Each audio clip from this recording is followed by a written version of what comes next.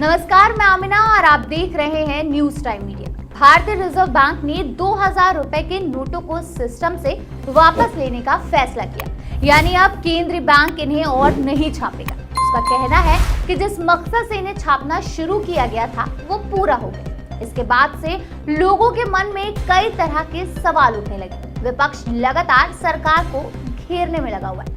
इन सब के बीच यूपी के मंत्री अनिल राजभर बलिया पहुंचे और जब पत्रकारों ने उनसे यही सवाल पूछा तो राजभर ने कहा कि 2000 के नोट वापस लेने का फैसला आरबीआई का फैसला है। उन्होंने कहा कि अच्छा, 2000 चुनाव से नोट से 2000 से क्या लेना देना है? एक बात नहीं, एक बात, लोकसभा चुनाव से या किसी चुनाव से आरबीआई के इस कदम को क्यों जोड़ा जा रहा है? मेरा ये मानना है कि ज़रूर निश्चित तौर पर कुछ भ्रष्टाचारी हैं जिनके पेट में दर्द शुरू हो गया है। जिन लोगों ने, मुझे लगता है कि अनावश्यक रूप से धन का संग्रह करके और चुनाव में दुरुपयोग करने की जिन लोगों की मंशा रही होगी, ऐसे लोगों की रणनीति हो सकता है कहीं फेल हो रही हो, तो उससे हम लोगों को कोई लेना देना नहीं है।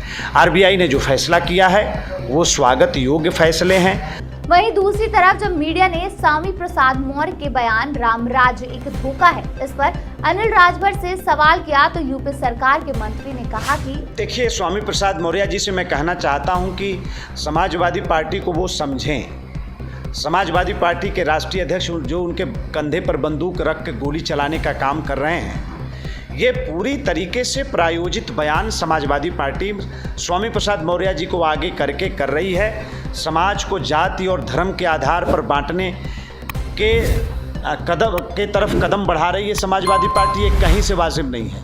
समाजवादी पार्टी मुद्दों की बात करे, विषय की बात करे, हम लोग कभी पीछे हटने का काम नहीं करते हैं। और मामूली बयान नहीं आए, किस तरह से बयान लोगों ने समाज को किस तरह से गुमराह करने का प्रयास निरंतर मैं देख रहा हूँ 4 महीने से हो रहा है। निकाय चुनाव में जनता ने जवाब दे दिया है, उसके बाद भी इनकी ज़बान पर लगाम नहीं है। जनता ही ऐसे लोगों का इलाज करेगी और लोकसभा में ऐसे लोगों का इलाज हो जाएगा, पक्के तौर पर हो जाएगा। ये थी बलिया से अमित कुमार की रिपोर्ट।